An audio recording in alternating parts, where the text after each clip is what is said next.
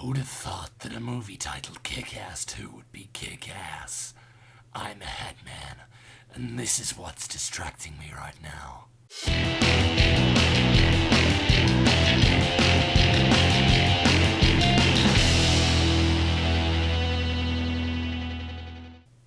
Jesus Christ, it's boiling in here.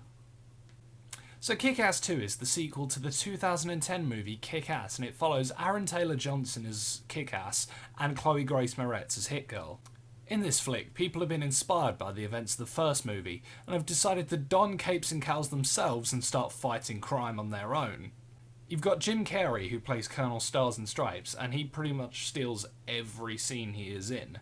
And he starts his own superhero league, which includes the likes of Dr. Gravity, Insect Man, Night Bitch, Battle Guy, and a load of other people that I'm pretty sure they don't name at any point, but oh well.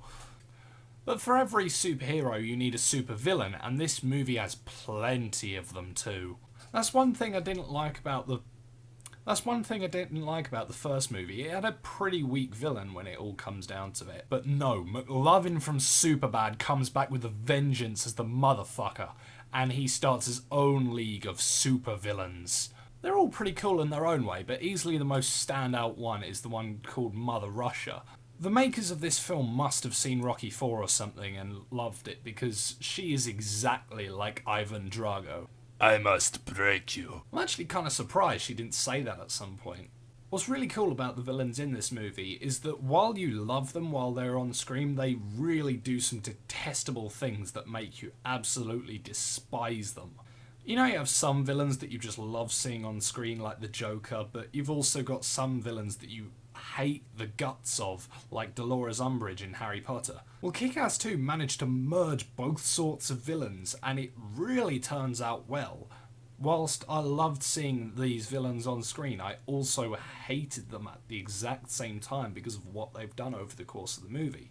I guess that's a testament to what the movie can do as to making you care about the characters in it.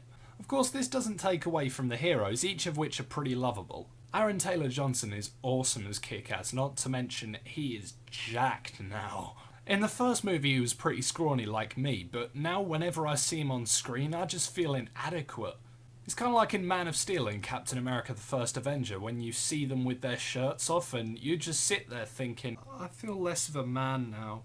Hit Girl and Colonel Stars and Stripes are easily the best part of this movie, which really annoys me considering they are in it so little. Like, compared to Kick-Ass and the Motherfucker, these characters were essentially non-existent. There's a couple of force bits in this movie that I really didn't like. At the end of this film, for example, there's a really cliched kiss scene that happens in so many movies and it just gets under my skin. Most of the reason, though, is because those two characters had no reason to do it.